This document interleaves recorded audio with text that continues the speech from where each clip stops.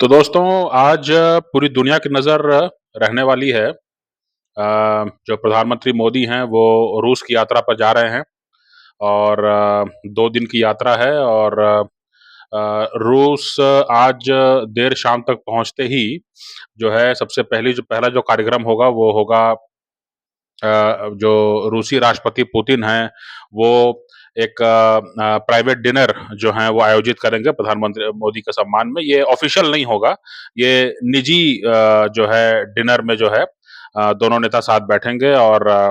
जाहिर सी बात है कि अपने मन की बात करेंगे। जो पूरी दुनिया की नज़र रहने वाली है और पश्चिमी मीडिया में बवाल हुआ हुआ है क्योंकि उनको ये समझ में नहीं आ रहा है कि जो है आमतौर से जो जो प्रधानमंत्री मोदी का एक परंपरा रही है कि चुनाव जीतने के बाद में जो है सबसे पहले अपने आस-पड़ोस के किसी देश में वो जाते हैं द्विपक्षीय यात्रा पर। लेकिन इस बार जो है उन्होंने रूस की यात्रा का चुना है और रूस की यात्रा का जो है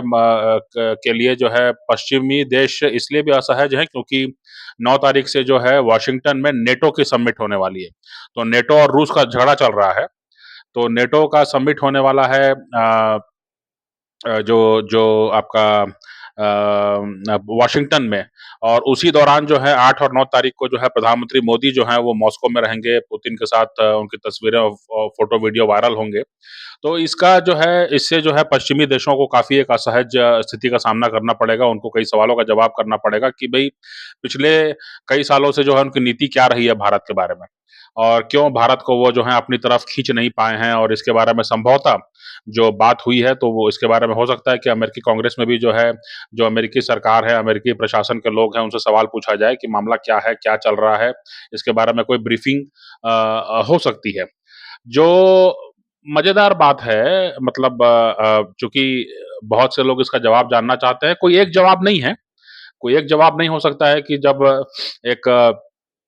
तीसरी बार दुनिया के सबसे बड़े लोकतंत्र का चुना हुआ नेता जो है वो कोई फैसला कर रहा है तो उसके पीछे कोई एक ही कारण होगा ऐसा बोलना गलत होगा। बहुत सारे कारण हैं लेकिन अगर आप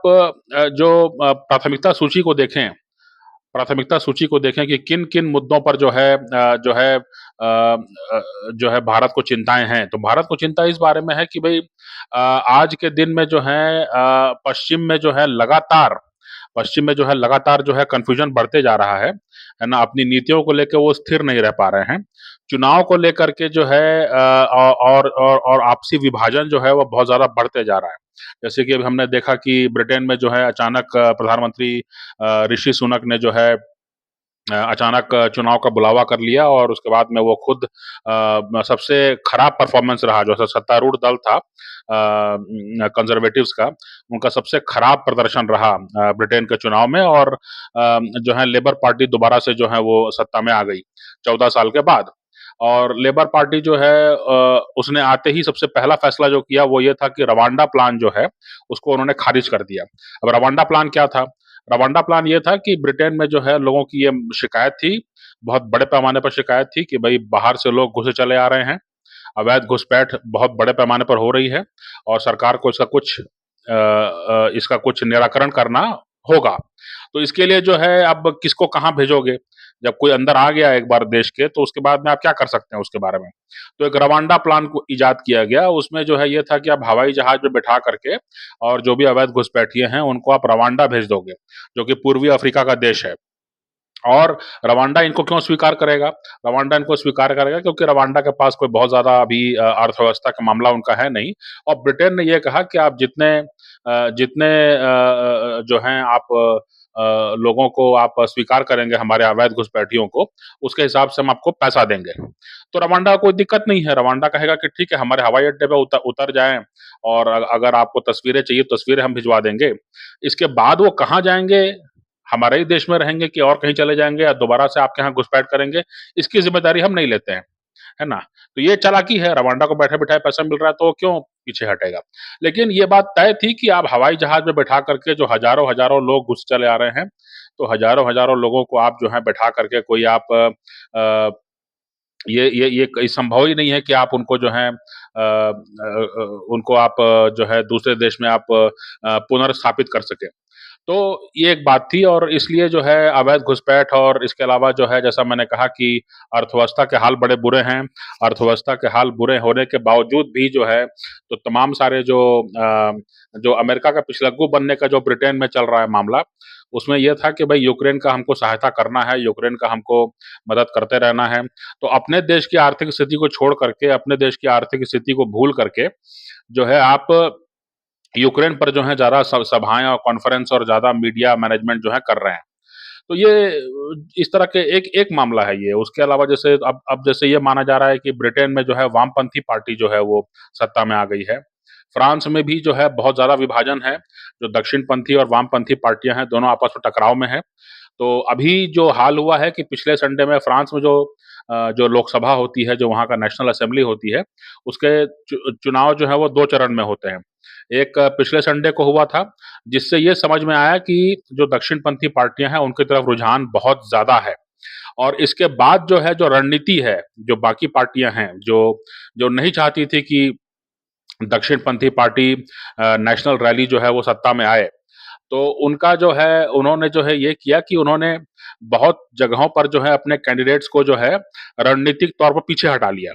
है ना? बहुत सारे कैंडिडेट्स जो हैं तकरीबन 200 से ज़्यादा प्रत्याशियों ने अपने अपने चुनाव से पीछे कदम खींच लिए, इसलिए क्योंकि वोट बँटे नहीं। इसलिए क्योंकि वोट बँटे नहीं,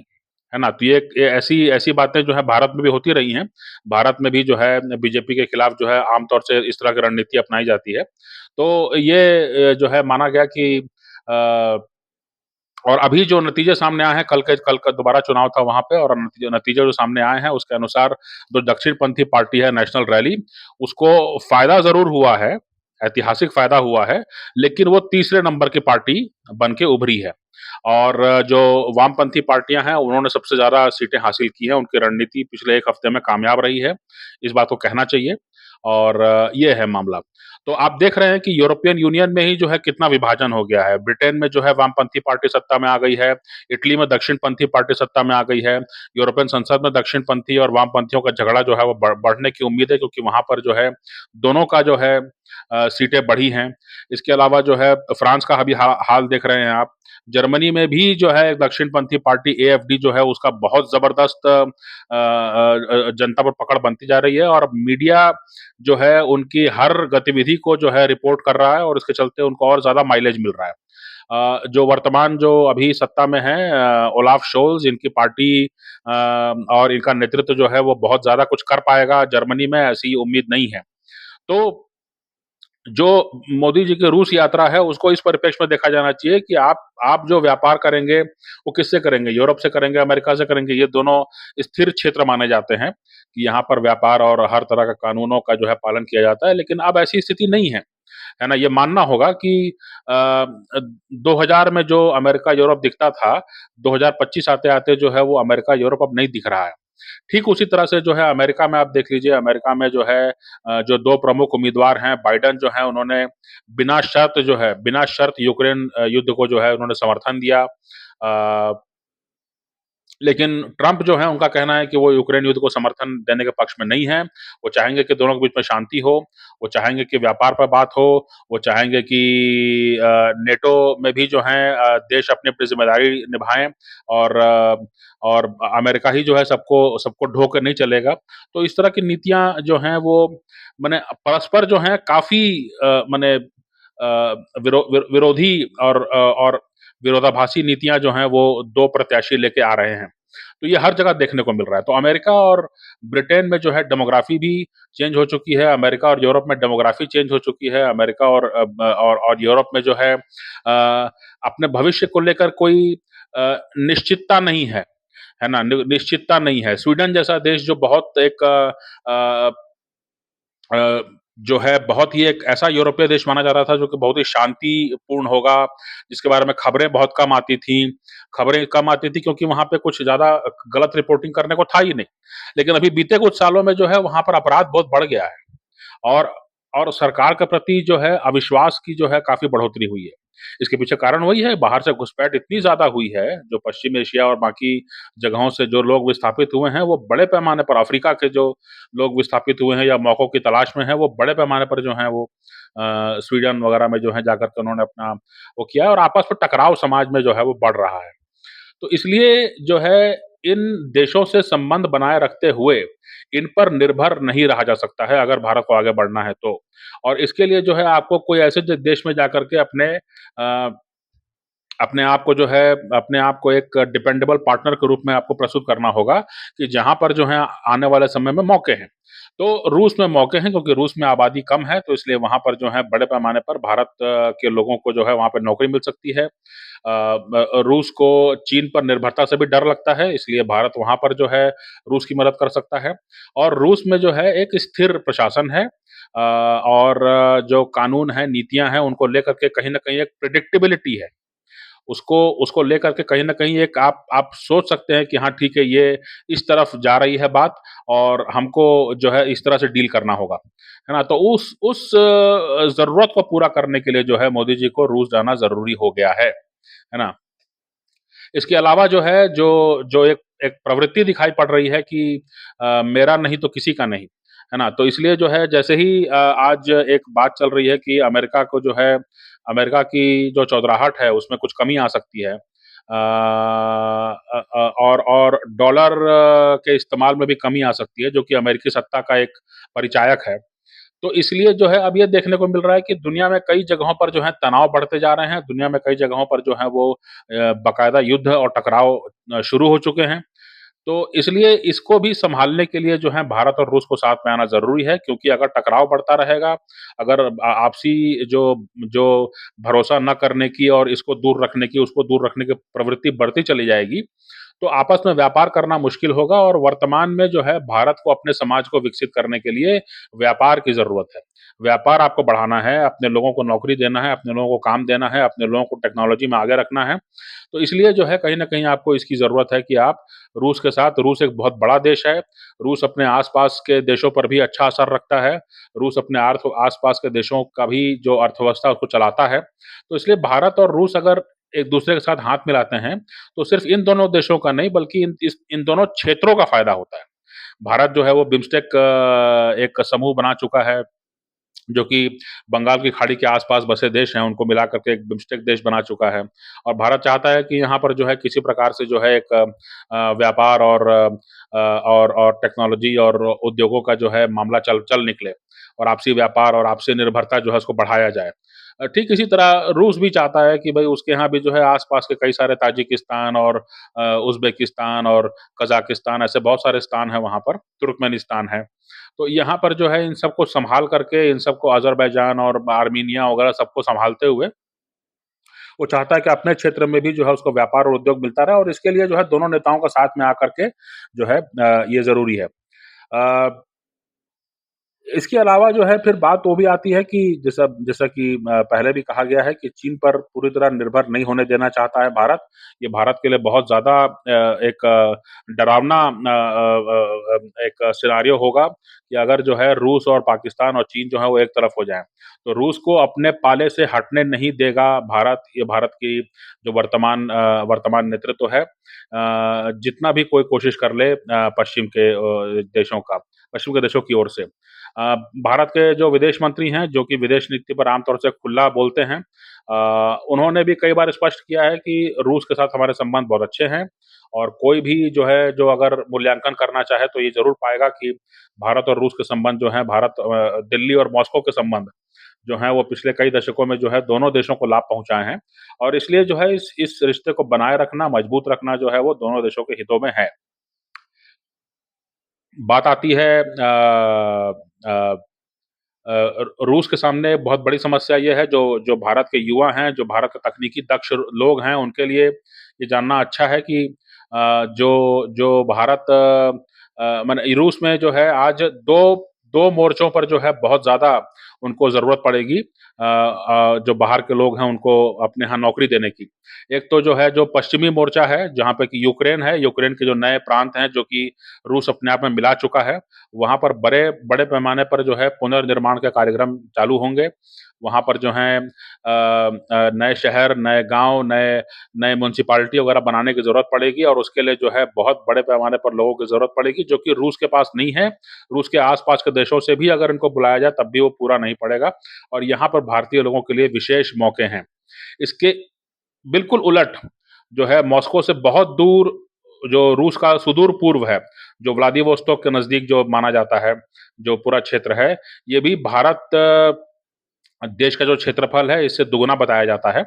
और ये भी जो है यहाँ पर भी जो है चीन के नज़दीक है ये क्षेत्र और मॉस्को से दूर है। इसलिए भी जो है मॉस्को बहुत पहले से कोशिश करता रहा है कि भारत यहाँ पर जो है सक्रिय रहे, भारतीय लोग यहाँ सक्रिय रहें और यहाँ से व्यवसाय जो है वो बड़े पैमाने पर जो है वो भारत के साथ शुरू हो जिससे कि यहाँ पर पैसा आएगा और यहाँ की जो स्थानीय आबादी है वो बढ़ सके, है ना? तो इसलिए जो है आप देखेंगे कि बहुत ज़्यादा नाम आता है एक व्लादिवोस्तोक चेन्नई मैरीटाइम कॉरिडोर का, जो ईस्टर्न मैरीटाइम कॉरिडोर है। तो भारत को लेकर के जो है रूस की ये मंशा है कि भारत जो है वो जो रूस का सुदूर पूर्व है ना? जिसको मॉस्को अभी सँभाल नहीं पा रहा है, मॉस्को के लिए काफ़ी दूर है वहाँ पर और मॉस्को के लिए वहाँ पैसा लगाना और वहाँ पर जो है उनको सँभाल कर रखना काफ़ी दिक्कत हो रही है ना? ऐसा नहीं कि वहाँ पे कोई अलगाववाद चल रहा है, लेकिन ये है कि जो है मतलब वहाँ पे आर्थिक गतिविधियाँ चलाए रखने के में दिक्कत हो रही है। रूस को काफ़ी दूरी है मॉस्को और वहाँ पर, जो ज्योग्राफिकल डिस्टेंस है काफ़ी है और क्लाइमेटिक कंडीशंस जो है वो कई बार जो है वो आड़े आ जाता है। तो इसलिए जो है भारत का चेन्नई जो है, वो कहीं न कहीं एक अगर सतत यहाँ से जो है अगर न मैरीटाइम ट्रेड यानी समुद्री व्यापार अगर बढ़ता है, तो ये एक बहुत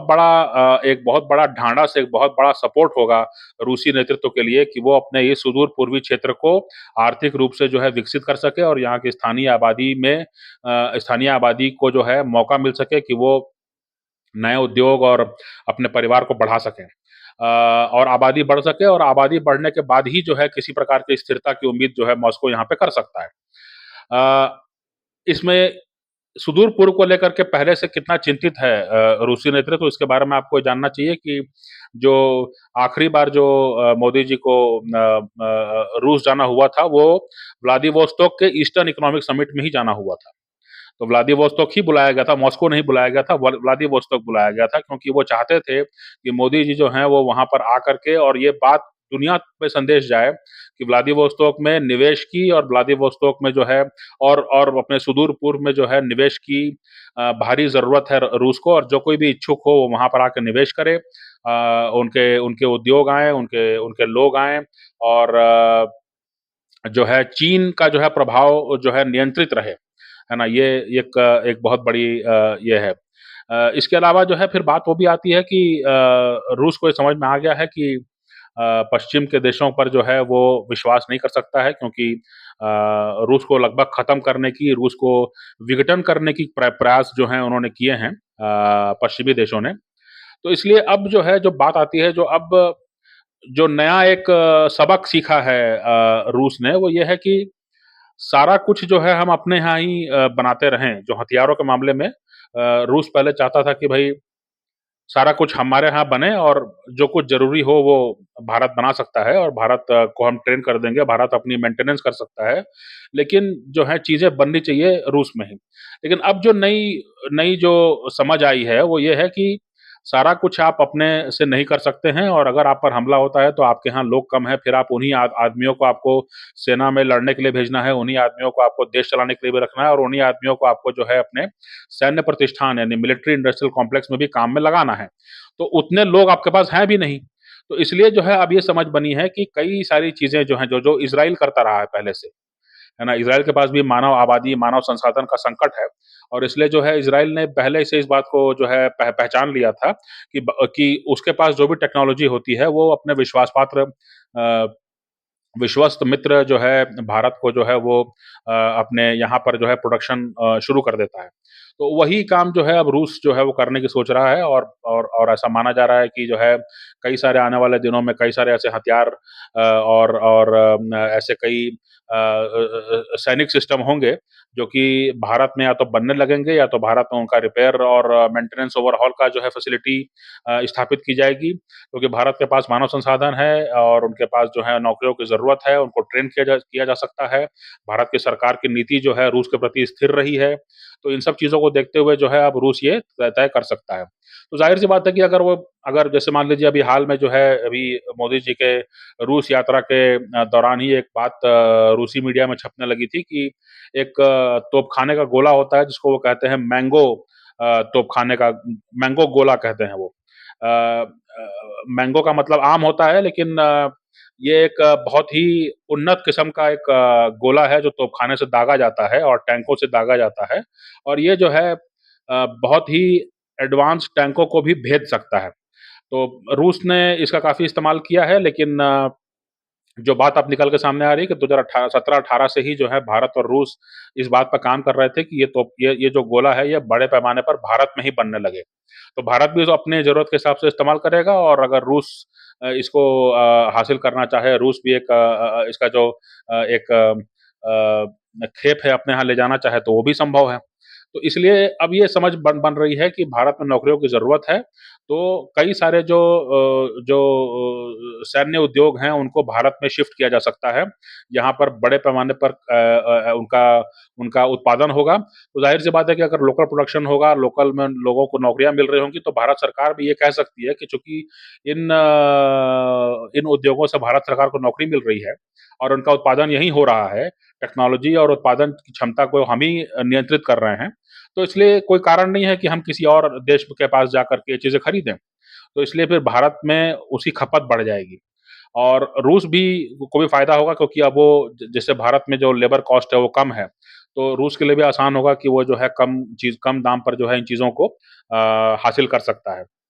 वैसे भी भारत को रूस जिस पैमाने पर तेल निर्यात कर रहा है ना? कई बिलियन 50 बिलियन डॉलर से ऊपर का तेल निर्यात कर रहा है, तो ज़ाहिर-सी बात है कि उसके लिए कोई समस्या नहीं है कि कुछ बढ़े-घटे दाम में जो है वो भारत में उत्पादित चीज़ों को जो है हासिल करना चाहे। तो इन सब चीज़ों को देखते हुए जो बात निकल के आती है वो ये कि पश्चिमी देशों को आधार बना करके भारत लंबे समय तक जो है ये उम्मीद नहीं कर सकता है कि वो अपनी विकास यात्रा पर आगे बढ़ सकेगा। इसलिए जो है जिसको शेयर मार्केट में कहते हैं डाइवर्सिफ़ाई करना, है ना? कि आप एक ही कंपनी में सारे पैसा ना लगाएँ, आप डाइवर्सिफ़ाई करते हैं, है ना? आप कुछ स्थिर कंपनियों में पैसा लगाते हैं, कुछ ऐसी कंपनियों में पैसा लगाते हैं जो कि स्टार्टअप्स हैं जिनका भविष्य उज्ज्वल लगता है। और ऐसी आप डाइवर्सिफ़ाई करते हैं, कुछ पैसा एफडी में लगाते हैं, कुछ पैसा तो आपका जो है पैसा जो है वो ग्रो करता रहता है और रिस्क जो है वो बँट जाता है। तो रूस की यात्रा जो है फिलहाल वो कहीं न कहीं भारत का जो रिस्क पोर्टफ़ोलियो है उसको बाँटने का कोशिश है, उसको जो है कम करने की कोशिश है और जो भारतीय लोग हैं उनका जो एक पश्चिम के प्रति रुझान है और जो अमेरिका परस्ती जो बढ़ती जा रही है और अमेरिकी कल्चर को जो अपनाते जा रहे हैं इसको उनको कम करना चाहिए। उनके लिए बेहतर और बेहतरीन मौके जो हैं वो मध्य एशिया में और रूस के आस-पास के देशों में हो सकता है और उनका उज्ज्वल भविष्य जो है उनका इंतज़ार कर रहा है अगर वो इस क्षेत्र में जाकर के अगर वो अपना आजीविका ग्रहण करें क्योंकि ये टेक्नोलॉजिकली भी काफ़ी उन्नत क्षेत्र है और आबादी कम है और जिस तरह से जो है आज इंडियन डायस्पोरा अमेरिका में जो है अच्छी स्थिति में है, उसी तरह से एक इंडियन डायस्पोरा उतने ही बड़े पैमाने पर जो है वो रूस और उसके आस-पास के क्षेत्रों में भी जो है वो बस सकता है। इसकी उम्मीदें हैं और हम उम्मीद करते हैं कि मोदी जी की इस यात्रा से जो है वो उम्मीदें और प्रबल होंगी।